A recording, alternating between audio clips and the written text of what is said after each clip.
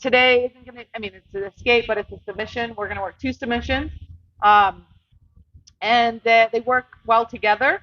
But you don't necessarily need to set up the first one to get the second one, but you need to get part of the first one to get the second one. So it's gonna be helpful. You need a little bit of flexibility, but not a ton, not as much as rubber guard. And and the first one is kind of it's a bicep crusher. So some people will let their bicep tear, or maybe they won't tear it, but they're just it's painful. So we go to the next move, which is a triangle, which is based on choke, which doesn't really require pain. It requires um, blood to the brain, and then people will fall asleep. So let me see, who do I got here that I can use? Who's up? I think I'll use. I'm gonna try it on Ryan. I'm gonna try it on Ryan. Yeah, you're our highest rank here, so I think I should be able to do it. Especially got big biceps, so it's really good. You're gonna actually get fun. So let's get a little bit closer. So come into the good seat section, right? Make sure you can see what I'm doing. All right, so Brian's here in a traditional side control. Okay. The biggest thing that Brian's doing is a good job, right? He's super tight. He's got good pressure. He's even, giving me this. He doesn't have to do it while I'm talking. I appreciate it. But he's super tight. Okay. So what I need to do, the biggest thing that I need to do is get this left elbow inside of this space right here. Okay. How I'm gonna do that? I don't just do that.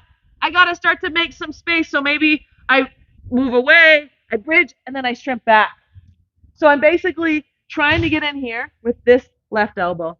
Again, I might push his elbow away, and now I'm in that space. And then I'm pushing with my elbow into his elbow, my knee into that space. And then look, my left hand goes down from his elbow or tricep all the way to his wrist.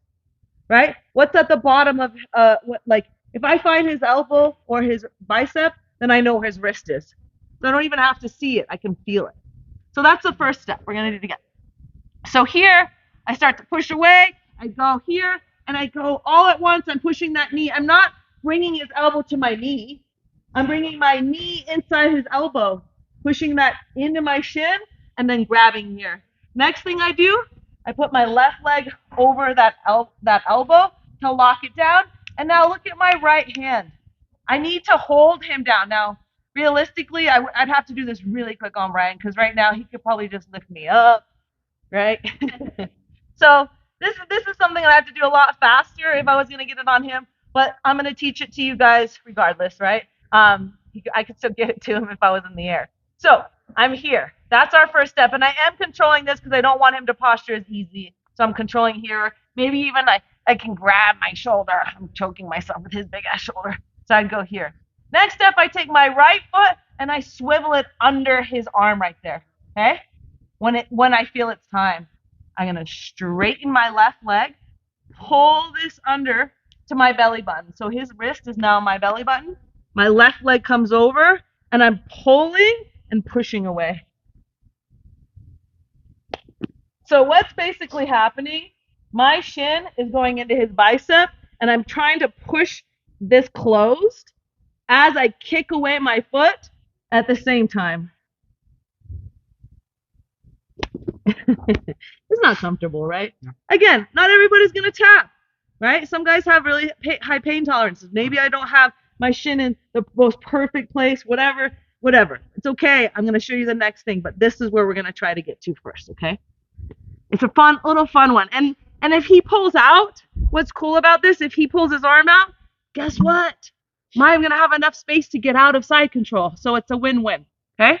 So I'm moving away, bringing my elbow in that space, bringing my knee up, sliding down over here, holding this big shoulder down so he can't posture well. Try not to, okay?